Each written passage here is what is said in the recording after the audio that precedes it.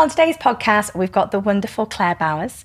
Many of you will know her from the Leading Ladies in Business platform. I've been a guest on their podcast, but today we're going to be turning the tables. She's here on her own merit to talk all things counselling. Clare, how are you? I'm fine, thank you. And thank you for inviting me on such an incredible podcast. Oh, it's lovely to have you here. So we've obviously met in the Leading Ladies capacity. I came on as a guest for you and now the tables have reversed.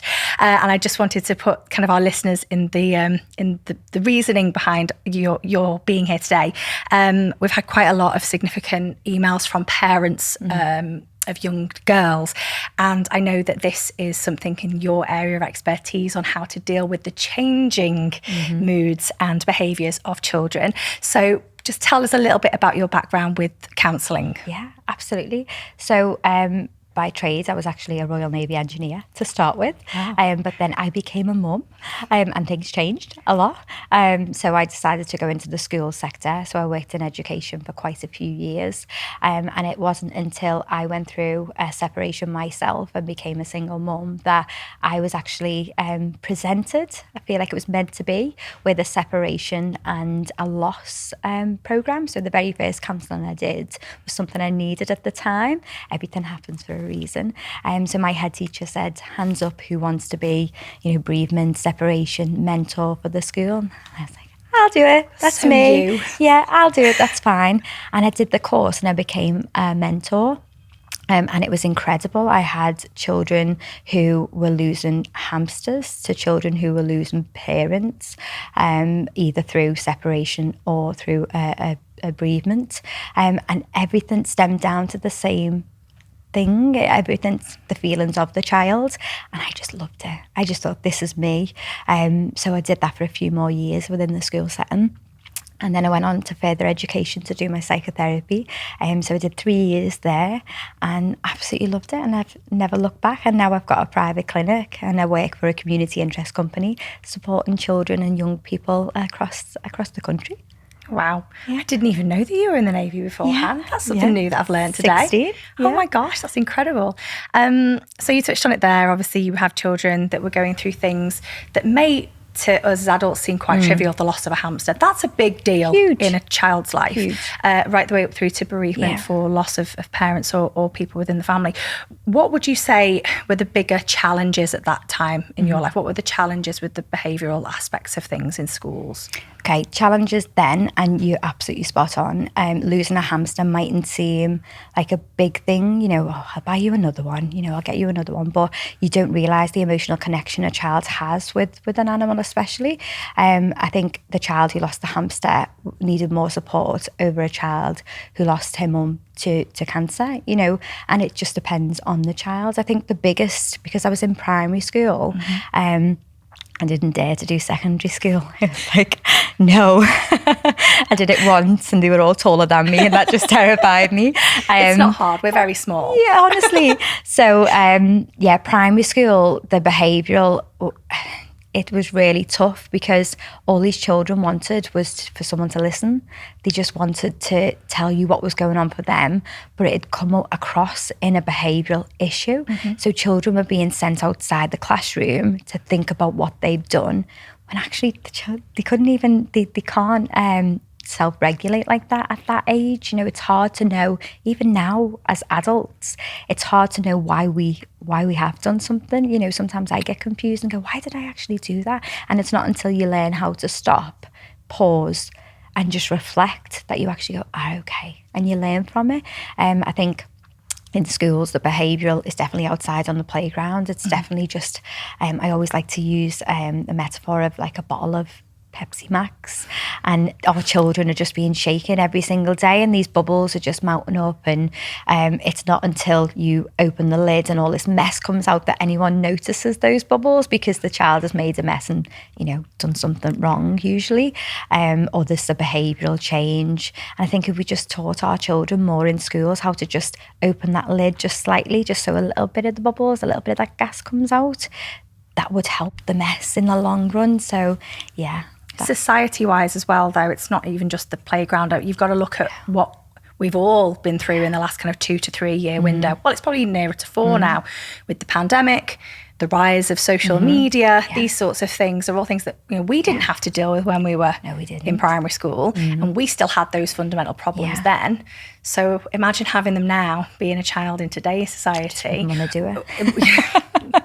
So what are the, how do you create a safer space, as it were, for children? Because I know that's quite a big question that people will ask us, albeit around the realms of hormonal balance for their children. But that's it, bigger picture.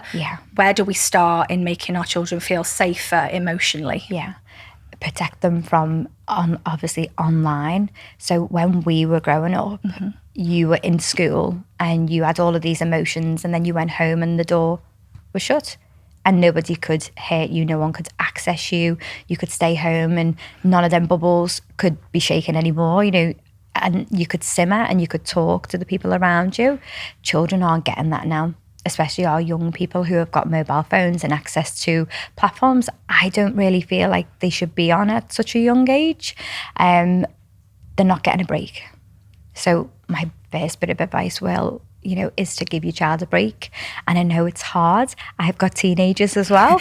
If I took their phone off them at 14, and had to sit down and talk to them, sometimes that's the harder option than it is, to just let them be on the phone and take that away from them for a little bit, talk to them about it, tell them that they need rest from it. Can you imagine being bombarded with messages and images of people who you think you should look like and you should be like around the clock? That's not great for your mental health or your self-worth as well. I think we're there as adults though. 100%. We get that all the time. We are bombarded. We haven't got somebody there. I think my parents probably would love to tell me to put the phone down. When I'm sat there, put your phone away, chat to me. And I think we all fall victim to it, of being a little bit too available and a little bit too present on social media. But like you say, it is difficult. We are in a world where, children want all of the things that they can't have. But have you had any specific instances when it's come to social media where that's been a real problem for a child in particular? Absolutely, 100%. Social media can cause children not to want to go into school. It can cause, think about your body as like a phone. I heard that this morning at an event, and I've never thought about it in this way, but your body is giving you notifications every second of the day. It's telling you you're feeling things, because we're all human. And I think just, to have that break from that phone, it would prevent a lot of children from, missing school and not wanting to go into school. I think the social media side of it does play a lot in behavioural. I've had children who, again, school, they just don't want to go in because something's happened in the WhatsApp group, or they've seen something and, somebody said something. You know yourself, if you send a text message to someone, I'm the worst for it. If you don't put a kiss at the end of that text message, have I upset you? Have I done something wrong? If it's from you, I'm feeling offended because, Have I done something wrong? So can you imagine all of the children now? And I see it with teens, we see self-harm, we see, children not eating, teenagers not eating, because they're just striving for that perfect image on social media. And, it's just, they're either staying in and wanting to be isolated so that they don't have to be seen for who they really are, or they're going that extreme and needing to be seen. So they're on social media and they're putting themselves out there. And that's quite scary as well, isn't it? Putting yourself out there. We've all got our digital footprint now. I think even just giving our children a lesson in that, and them knowing that everything that you do now, an employer or other people in the future are going to be able to see that and see the things that wasn't there when we were growing up. No. You could go on a night out and, you didn't have to see the pictures all over social media the next day, or the videos, or, and I think that's just massively damaging our children's mental health. And I think people think they've got mental health problems, and a lot of people have, but sometimes it's just an environmental situation. You're actually okay. It's just the environment that you're in, especially our younger people. Environment is horrible. It can be very 100%. Nasty. Yeah. We've done podcasts in the past with ladies who have felt that they were not themselves anymore. They've gone on TV programs to try and better themselves and lose weight, and they've realised actually it's not about how much weight I'm going to lose, it's about me realising I'm okay within 100%. Myself. And then on the flip side of it, you've got especially a lot of our ladies don't feel like they're well represented. There you go. In social media at all. Ladies throughout menopause are always seeming to be like head in hands, frazzled, looking horrendous, and young teenagers are always seen to be, you know, stick thin, wearing tiny little outfits, crop tops, poker straight hair, perfect makeup, Kylie Jenner type vibes. That's not what we looked like when we were 12 and 13. But now the aspiration level is that's what I've got to look like, and that if I don't look like that, that's problematic. And imagine seeing that every single day when you open your phone. Imagine getting that hit of, I'm not good enough. It's just not healthy. It's just not there. I thought when I had my first child 18 years ago, I thought, now looking back, it was postnatal depression, 100%. I tick all the boxes, wanted to be isolated. There was no Facebook. And actually looking back now, it's definitely an environment depression. So I think that looking at your child and thinking, right, okay, is there something going on with them inside? Or is this just who they're surrounding themselves with?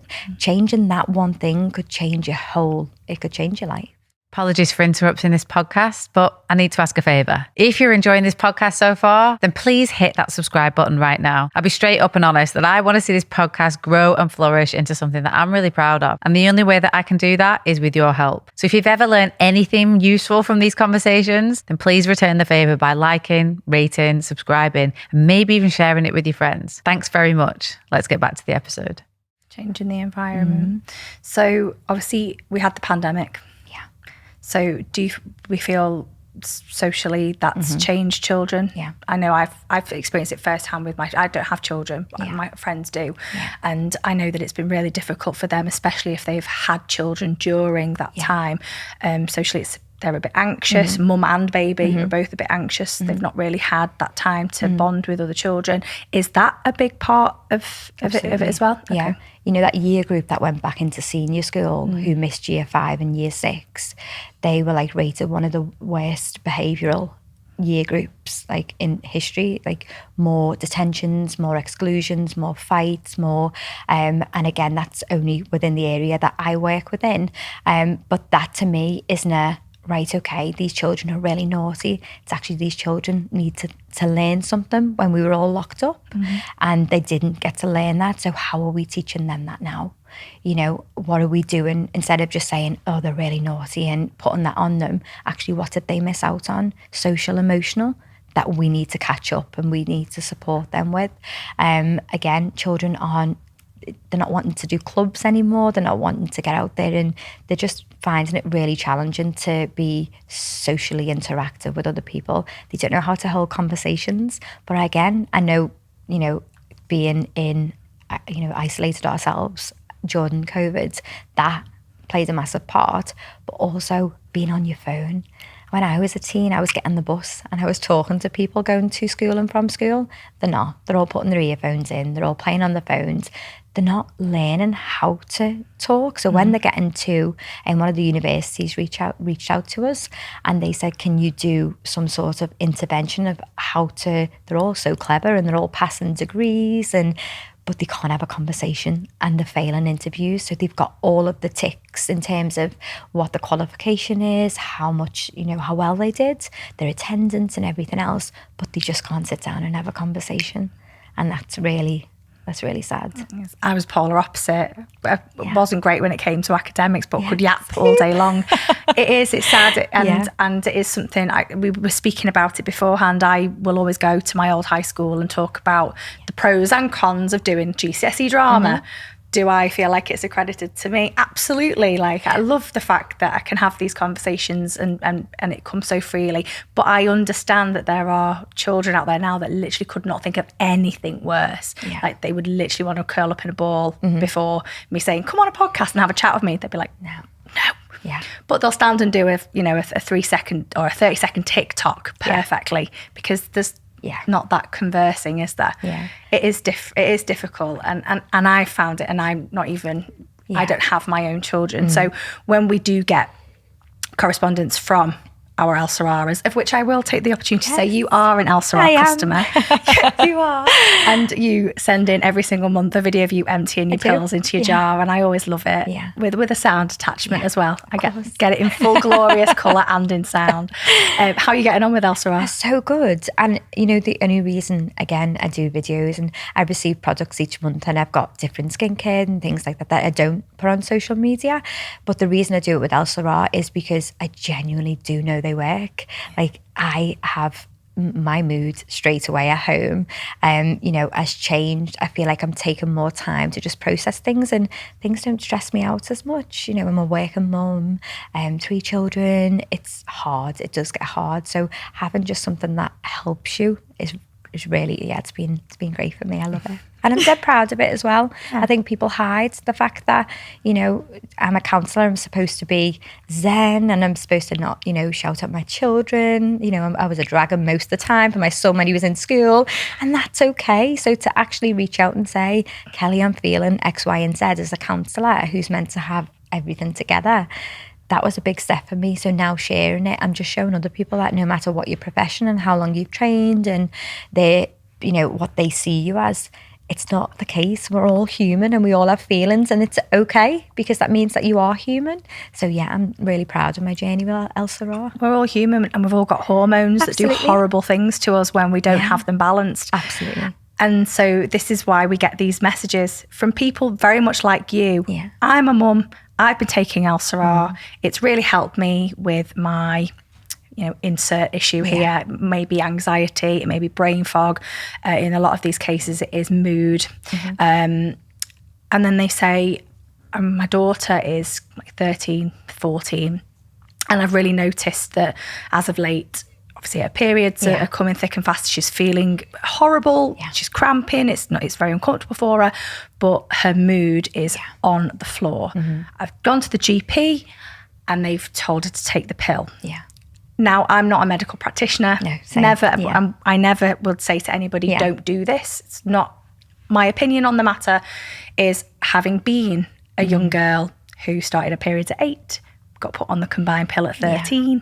And as we've just said, I got my coil removed last week. This is the first time since I was 13, 14, I'm now 33, that I have been free of synthetic hormones. And I'm just cruising by on Elle-Sera, and I already feel so much better for it. It's difficult when it comes to teenagers because obviously we know their hormones are imbalanced. They're at that stage of life where it's happening anyway. But if we're giving the support to the women who are at the latter end of the spectrum through menopause, where we make those, she's just going through the menopause, you know, we whisper, she's just going through the menopause. With kids, it used to be, a bit of a Kevin the teenager scenario. Here she is again, Kevin. That was what my parents would call me. And, you know, it was a bit of a laugh. Me being moody and miserable with them, you know, it was it's just that, you know, just that phase. She's just a teenager. But it can be so much more. 100%. And I think, and that's why I think that it's really important that people know that they can reach out to people like you who can advise them on steps of how to identify when is it more than just, she's a teenager. Absolutely. What do we look for that? Yeah, and I think you've just hit the nail on the head. Like, would we, when a child is learning to crawl and they stand up for the first time, would we push them back down and not let them learn that? You know, feel that, see what it's like, you know, get that little bit of off balance and then fall on the bum and, you know, not hurt themselves, obviously. But would we do that when a child starts to walk? Would we push them over and stop them from walking? Why would we try and stop, you know, all of these hormones that are happening with, you know, something that the doctor is going to, you know, medicate your child with?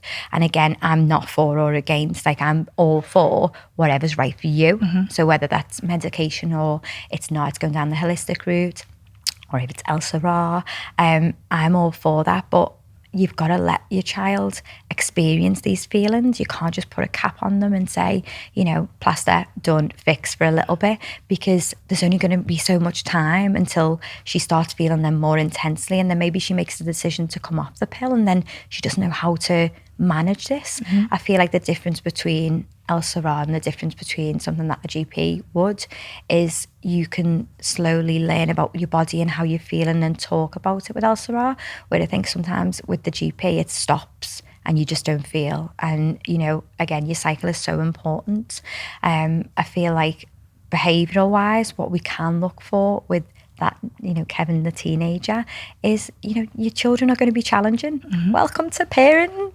Like a moody teenager going through hormones doesn't need a label, so to speak.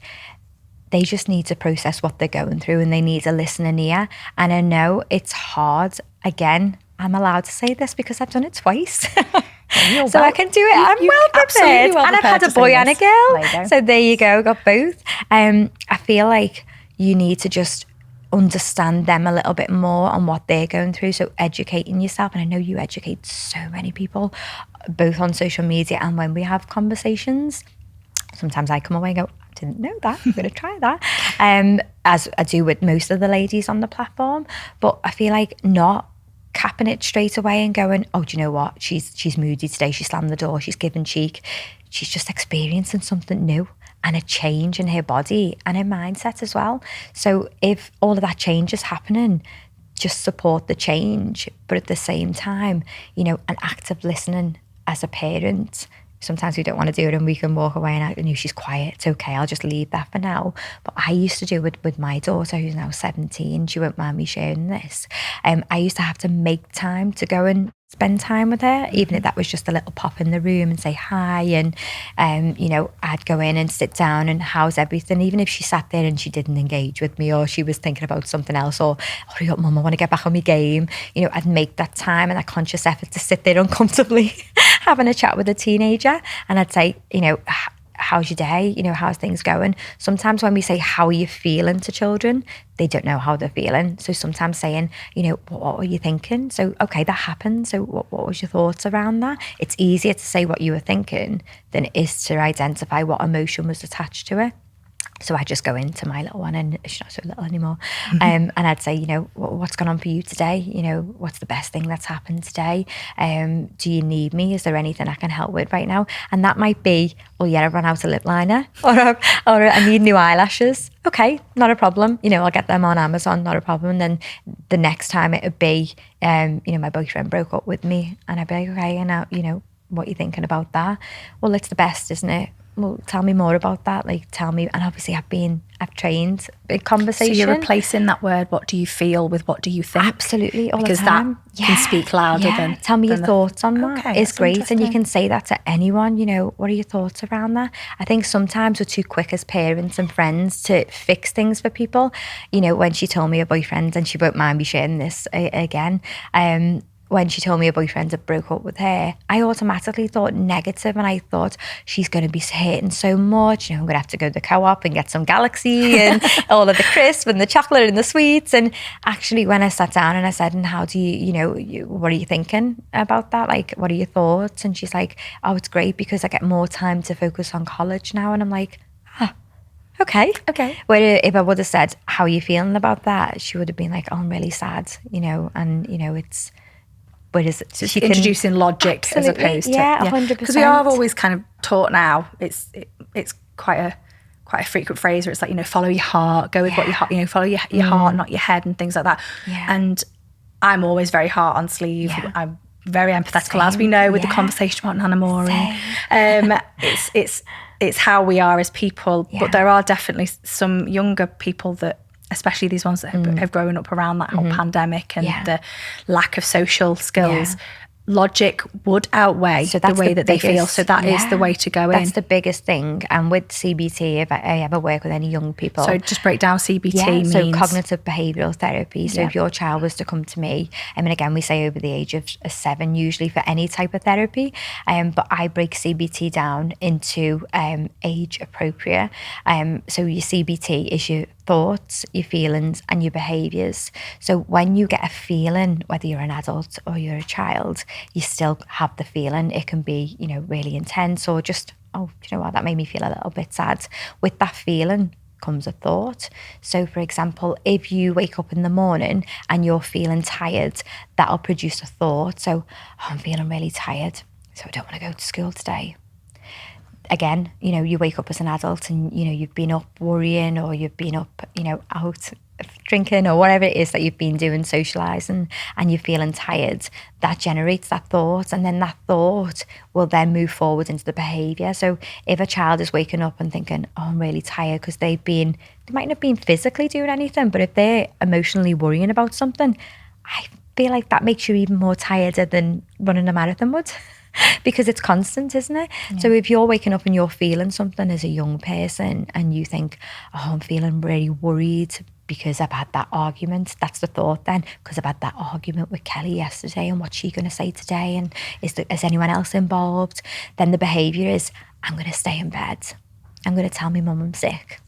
And I'm going to be school avoidance. And that's, again, the most children I work with are school avoidance, children who don't want to go into school, not because they don't like school, because they're worried about something that's happening within school, whether that be the maths lessons are too hard, or they fell out with someone in school and then they're worried about that. So the behaviour then comes and they want to stay in bed. So with CBT, we focus on the thoughts and we try and reframe the thoughts, because sometimes children think things, and as adults we think things, and they're never going to happen. So, you could have 1,000 thoughts about what if, and we like to play this what if game. What if this is going to happen? Procrastination. What if? And we waste so much energy on the what if that could never happen or may never happen, that we're not in the present moment anymore. Whereas if we ground ourselves a little bit, mindfulness, using our senses, again, just looking around the room and going, what have I noticed in this room? It'll just bring you back into the present moment, because anybody who is anxious is living in the future. Like, they're not present with us. Anyone who's depressed is usually living in the past. So if we teach our children to actually say, okay, you woke up, what's this feeling? Get a journal beside your bed. If you're school avoidant, wake up, write down, what is it that you're thinking today? Okay, why am I thinking that? And, we do a great method activity, and it's take your thought to court. So it's how true is that thought. So for example, if a child's woken up and they've gone, you know what, I'm really worried about this argument I've had in school, this is what's going to happen, they're all going to pick on me, I'm going to be sitting on my own for lunch, for example. Okay, let's take that thought to court. I'm going to be sitting on my own for lunch. Is that true? Well, no, because Josie's going to be in, or Max is going to be in, and I can go and sit with them. So that's not true. So that's okay. So that's a little bit of a weight lifted. If we teach our children to do that more, I feel like the behaviour would be a lot more positive for our children's well-being and for, the day in general. So we're tailoring this response now for these girls, these parents that have reached out to us. The very reason that I've invited you on, we're very reactive at Elle-Sera, as you know, and if people ask us a question, I do everything in my power to try and get the answer for it. So let's put ourselves in the shoes of these young girls. They've started their periods, albeit, it can be from very, very young up until kind of like the 15, 16 mark. There's quite a diverse age range of these girls that are being spoken about. They've started their periods. Obviously, that's a scary time in any teenager's 100%. Life. We're like, what's going on? They're feeling better educated. There is a lot more education in regards to what periods are, what they represent, how to combat them and things like that. But there's nothing out there really that I have seen or that I can take note of that says this is how you deal with how those periods make you feel. So if we are to spin it on its head and say, let's not think about how you feel about it, let's think about how you think about it. So if we were to say to these girls, right, tell us what's going on, what would be the step-by-step that you would go with if it was your daughter in that position? So I'd start straight away with a journal. So I'd say to start writing down how you're feeling, tracking your cycle as well. It's really, really important. I think for anybody, track your cycle, see how you're feeling on certain days. But again, going back to that feeling, I felt sad on that day. Well, what was you thinking on that day? Did it hold you back? Did it push you forward? I think with young people, in terms of the steps that they can take to help their own well-being, is to step back a little bit when things are, again, I don't know the time of the month that these, the young people will be experiencing the different hormones and how that's making them feel. But what I can say is tracking that and journaling it, and then knowing and learning from that their own experience. So knowing when they need a little bit of time out, knowing when to say no. I think boundaries for children as well, knowing when to say no is huge, because then that social pressure isn't on them. If you're not feeling great, or you're being really, you're uncomfortable in yourself, in your body, because periods they make you feel, for me especially, sometimes I can feel a little bit, do you know what, I can't be bothered today, I just want to just sit. But instead of saying I can't be bothered today, it's you know what, my body needs to rest today. And changing the whole language that we use and being kinder to ourselves. I'm not being moody today. My body's telling me something. It's trying to, tell me to relax, or tell me to just, have that little bit more rest or exercise. It could be the complete opposite. I need to go on a run today, depending on whoever the person is or the young person is. I'd say definitely listen to your body a little bit more. In boundaries with people, don't commit to things if you know that at that time you're going to need a little bit more time at home. I feel like parents are seeing the bubbles from that bottle. Yeah. So you're going through the hormones, the bottle's being shaken. Social expectations of you as a young person, you're being shaken again. You open your phone, you're on Instagram, but more bubbles. So what the parents are seeing is that lid off, bubbles everywhere. You're getting the slamming of the doors, you're getting the moodiness, you're getting the tiredness because they've been up all night on the phone or just worrying in general. I'd definitely say, and I know it's the hardest thing because I'm sitting here as a parent going, that was really difficult to do that, but with mine it would be to just try and separate them a little bit from the social media side of things and encourage them to track how, what's going on for them and what they're thinking. So if they don't want to go out, or if they're sitting there at a family party and, they're looking really sad or really low, it's a case of, right, okay, what was you thinking at that time? Like, what was going on for you? And even if it is the body and the body changes, or they're getting cramps, or, you can't just get on with it, can you? Especially as a teenager when your body is changing. I think we're always told that, though. I think we're told that right up into our our whole lives. And I think now, even with some of them adverts for, sanitary products, you will not be stopped. Mother Nature, you will not, actually Mother Nature's there and she's whispering something to you. She's telling you to just breathe for a second. She's saying your body is, it's going through something amazing that could potentially make a new life.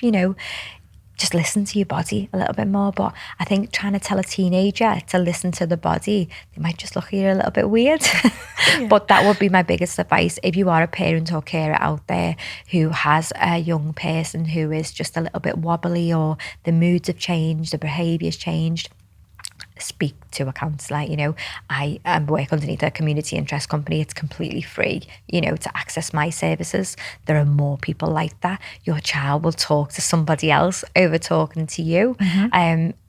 Again, know the difference between, is there something going on in their environment over something going on with them? I think that's a big thing. Mm-hmm. Make sure that we're not just going, oh, she's so moody, she's so moody, she's this. Actually, school's really, really tough, so it's making her feel or think X, Y, and Z, and what can I do about that over what can I do about her?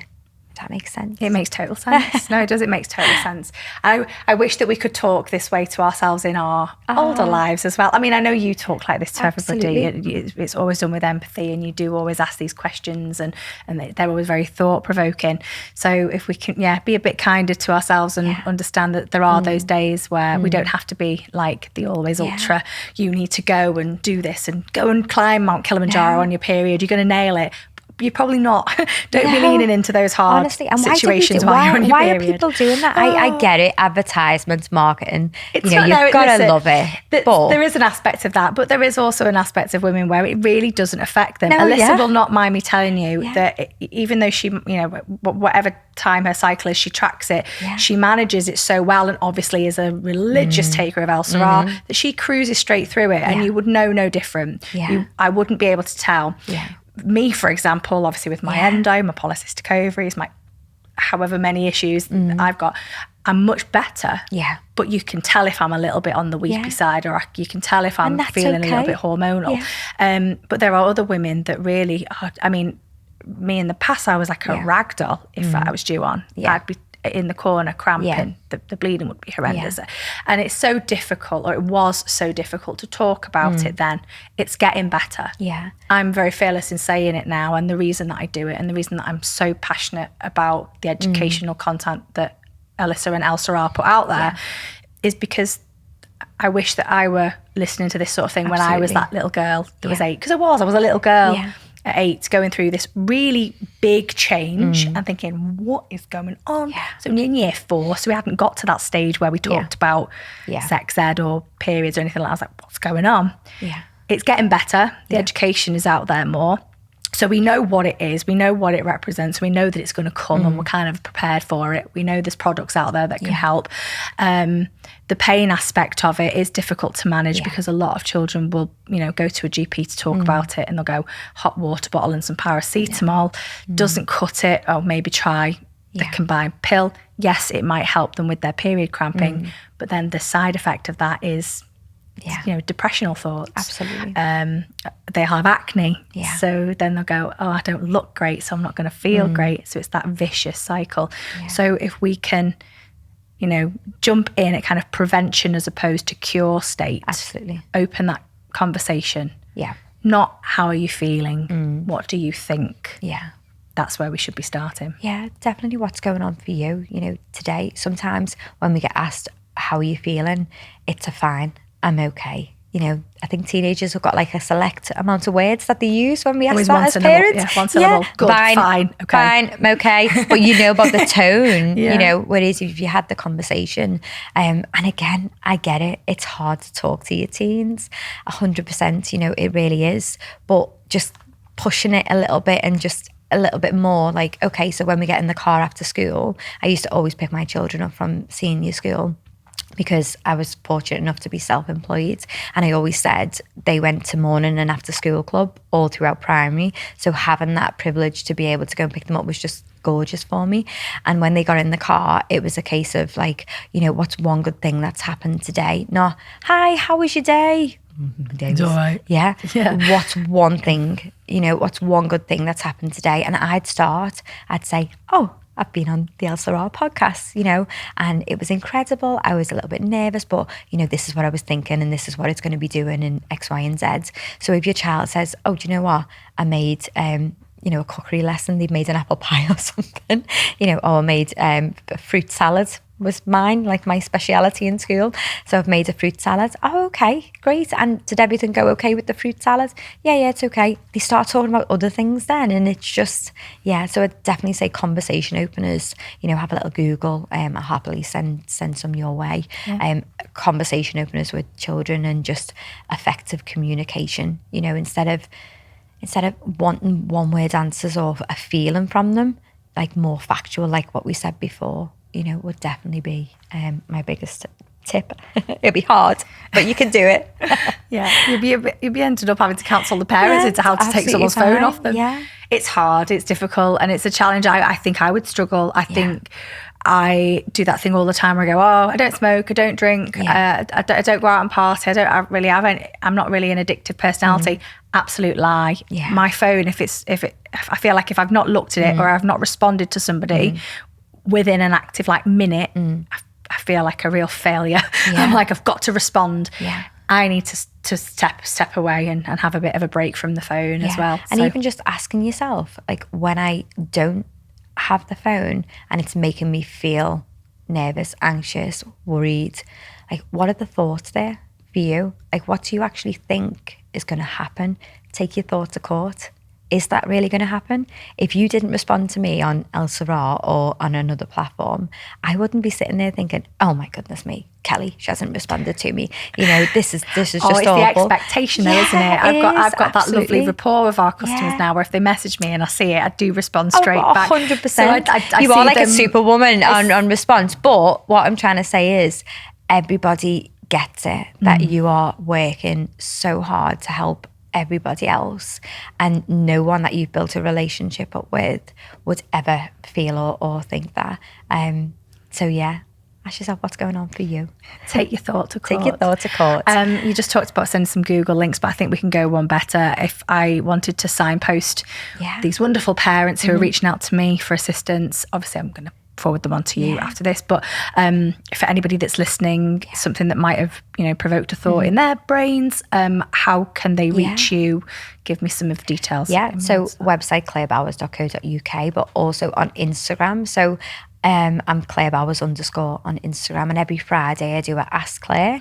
So people who aren't ready for counselling, or people who mightn't feel like their worry is big enough for counselling, because that's a thing. Yeah.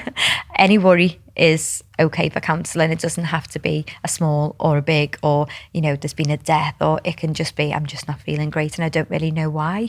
I do a Ask Clare every Friday, and that's for people who don't feel ready, or who think that, you know, they haven't got the funding to be able to have the sessions. They ask me a question in the story box on there, and I answer it either on the stories or via a post, and that really, really helps. Underneath the Beautiful New Beginnings umbrella, which is the community interest company I work for, again, they've got so many free funded things, from paddleboarding in the Albert Dock, like completely free for teenagers. They've got yoga sessions completely free for teenagers, forest schools completely free. You know, all these things that get our children outside, they don't have to cost a fortune. I know as a parent of 3, it can become expensive to look after your child's well-being and mental health. There are things out there, especially underneath the Beautiful New Beginnings platform, that you don't have to pay for, that you can, you know, book onto. I know Girls Only Swimming is starting back up soon, and that's done through Swim Squad Liverpool. And Beautiful New Beginnings, and basically they've partnered up to have girls only swimming lessons. Well, it's not lessons, it's just fun, a fun hour. It's amazing. And I go along, obviously, to support parents who are outside. No parents are allowed around the pool, and it's for children or young girls who are body conscious and won't go swimming, but they love to swim. And some of the girls are 15 and they haven't been in a pool since they were little because of that, or they've been made to go into a pool in school and they've just sat there and just not wanted to go in. So yeah, that's out there. There's just so much that is going on. There's a great website called Therapist Aid that's completely free. So everything that we spoke about, CBT, effective communication, active listening, you can download things. If you're a parent and carer, you can download things from there and you can try them at home with your children. So that there are a lot of things out there. It's just about knowing where they are. I wouldn't have known if it wasn't for what I did. I wouldn't have known, and I think that needs to be the case now. Yeah, I work fully funded, but I think more therapists need to be guiding people to the free support, because there is a lot. There's a lot of funders. You just got to go looking for it. Or listen to a podcast and tell them where it is. Yeah, there you go. Claire, thank you so much for coming on. I know it was very last minute, but we were trying to be reactive with the recent emails that were here. You've given such great insight, such great information, such great signposting. I'm so grateful for you coming on. Thank you so much. Thank you.